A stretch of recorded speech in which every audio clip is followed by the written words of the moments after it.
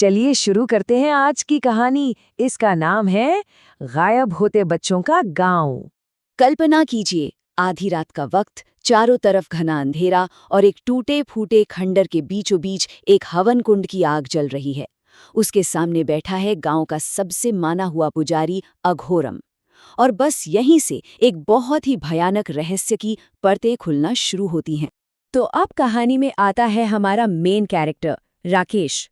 राकेश एक सरकारी शिक्षा अधिकारी है और उसे एक बहुत दूर दराज के गांव में भेजा गया है। क्यों? क्योंकि वहां एक ऐसा रहस्य है जिसे सुलझाना बहुत जरूरी है। तो राकेश का मिशन यूं तो सुनने में बड़ा सीधा साधा लगता है। उसे बस ये पता लगाना है कि जो स्कूल कुछ वक्त पहले तक बच्चों की आवाजों से गूंजता था वो अचानक इतना वीरान क्यों हो गया। मतलब पूरा का पूरा स्कूल खाली। सरकार को आखिर स्कूल बंद ही करना पड़ गया। पर सवाल ये है, ऐसा हुआ क्यों? अब जैसे ही राकेश गांव में कदम रखता है ना, उसे कुछ बहुत अजीब लगता है। एक अजीब सी खामोशी, गलियां एकदम सुनसान, दूर दूर तक एक भी बच्चा नजर नहीं आ रहा। खैर, वो सरपंच से मिलता है, पूछता है। सरपंच का जवाब तो और भी अजीब है। कहता है, अरे साहब, यहाँ के लोग अपने बच्चों को पढ़ाना ही नहीं चाहते। लेकिन राकेश को पता था, दाल में कुछ तो काला है। ये जवाब ये इतना आसान नहीं हो सकता। और बस यही सवाल राकेश के दिमाग में घर कर जाता है। आखिर सारे बच्चे गए तो गए कहाँ? मतलब पूरा का पूरा गांव और एक भी बच्चा नहीं। ये नॉर्मल तो बिल्कुल नहीं था। तो राकेश अब अपनी तहकीकात शुरू कर देता है और उसे ये समझने में देर नहीं लगती कि इस गांव की खामोशी के पीछे कोई बहुत ही गहरा और भयानक राज छुपा हुआ है। एक दिन गांव में घूमते घूमते उसे अचानक कुछ बच्चों की हल्की हल्की आवाजें सुनाई देती हैं। वो आवाज का पीछा करते हुए जाता है तो क्या देखता है कि कुछ बच्चे एक पुराने टूटे हुए मंदिर के पास खेल रहे हैं। पर वो जो खेल रहे थे और जो वो सुनने वाला था, उसके लिए राकेश बिल्कुल भी तैयार नहीं था। तभी वो सुनता है कि एक बच्चा दूसरे से कह रहा है, अमावस्या को छोटू की बलि देनी होगी, तभी तो देवता खुश होंगे। सोचिए, इतने छोटे बच्चे और उनके मुंह से ऐसी खौफनाक बात। ये सुनकर राकेश के तो जैसे पैरों तले जमीन ही खिसक गई। अब उस रात राकेश को नींद कहाँ आनी थी। उसे एक बहुत ही डरावना सपना आता है। सपने में वो एक अजीब सी मूर्ति देखता है। शरीर तो इंसान का, पर सिर एक भैंसे का, और उसके पेट के अंदर एक धधकती हुई भट्टी है। बच्चों का वो खेल अब एक भयानक हकीकत जैसा लगने लगा था। तभी अचानक राकेश की आंख खुलती है और जब वो खिड़की से बाहर झांकता है तो उसके होश उड़ जाते हैं। दूर उन्हीं खंडहरों में उसे सचमुच की आग जलती हुई दिखती है, बिल्कुल वैसी ही आग जैसा उसने सपने में देखा था। अब ये कोई सपना नहीं था, ये हकीकत थी और राकेश को वहां जाना ही था।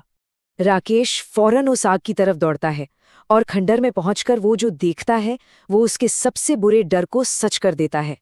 गांव का वही पुजारी अघोरम एक बहुत ही भयानक पूजा, एक अनुष्ठान कर रहा था। जब राकेश उसका सामना करता है तो अघोरम का असली घिनौना चेहरा सामने आता है। वो गांव का कोई रक्षक नहीं बल्कि शैतान का पुजारी था। एक ऐसा तांत्रिक जो बच्चों की बलि देकर अपनी ताकतें बढ़ा रहा था। गांव में जो सूखा पड़ा, जो बीमारियां फैली, वो सब कुछ इसी का किया धरा था। असल में वो किसी देवता की पूजा नहीं कर रहा था। वो पूज रहा था मोलख को। मोलख जो कोई देवता नहीं बल्कि एक शैतान है और उसकी ताकत का राज था मासूम बच्चों की बलि। अघोरम ये सब क्यों कर रहा था? ताकि वो खुद अमर हो सके। और अघोरम, उसे अपने किए पर कोई पछतावा नहीं था। वो तो बड़ी शान से राकेश से कहता है, ये गांव वाले तो मूर्ख हैं, इन्हें क्या पता, असली देवता तो मैं हूं। मतलब उसका घमंड देखिए, अपनी ताकत के लिए वो किसी भी हद तक जा सकता था। लेकिन अघोरम उस वक्त एक बहुत बहुत बड़ी गलती कर रहा था। उसे लगा कि वहां सिर्फ राकेश है जो उसकी बातें सुन रहा है, पर उसे ये नहीं पता था कि अंधेरे में पूरा गांव छिपा हुआ था और वो उसकी हर एक बात सुन रहे थे। और बस जैसे ही सारा सच सामने आया, गांव वाले उस अंधेरे से बाहर निकल आए। अब उनके चेहरों पर डर का कोई नामो निशान नहीं था तो बस सालों से अंदर दबा हुआ गुस्सा। और फिर वहां जनता का न्याय हुआ, बहुत तेजी से। एक बूढ़े आदमी ने चिल्लाकर कहा कि 20 साल पहले इसी अघोरम ने उसके पोते की बलि दी थी। बस फिर क्या था, लोगों ने शक्तिहीन हो चुके अघोरम को पकड़ा और उसे उसी की जलाई आग में, उसी मोलक की मूर्ति की भट्टी में जिंदा फेंक दिया। उसकी चीखें उन खंडरों में गूंजी और फिर हमेशा के लिए खामोश हो गई। अगली सुबह जब हुई तो वो उस गांव के लिए सालों बाद एक नई सुबह थी। हर तरफ रोशनी थी, बच्चों की हंसी थी। वो भयानक श्राप आखिर टूट चुका था। अपना काम पूरा करके राकेश भी वापस शहर की ओर निकल पड़ा। तो क्या कहानी यहीं खत्म हो गई? सब कुछ ठीक हो गया? नहीं, कहानी अभी बाकी है। कई साल बाद एक और काली अमावस्या की रात कहानी एक ऐसा मोड़ लेती है जिसकी किसी ने कल्पना भी नहीं की थी। तो देखिए, वक्त का पहिया घूमता है, साल बीत जाते हैं, अघोरम की कहानी लोग लगभग भूल चुके हैं। फिर एक रात एक साया उन्हीं खंडरों में वापस लौटता है और ठीक उसी जगह पर खुदाई शुरू कर देता है जहां उस शैतानी मूर्ति को दफनाया गया था।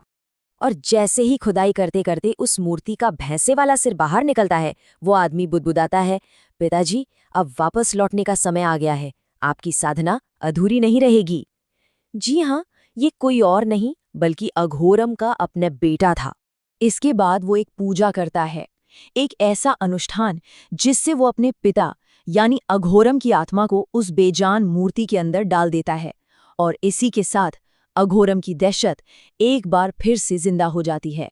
तो ये कहानी हमें एक बहुत ही जरूरी सवाल पर लाके छोड़ देती है कि जब कोई राक्षस मरता है तो क्या उसकी बुराई भी हमेशा के लिए खत्म हो जाती है, या फिर वो बस सही वक्त का इंतजार करती है दोबारा जगाए जाने का।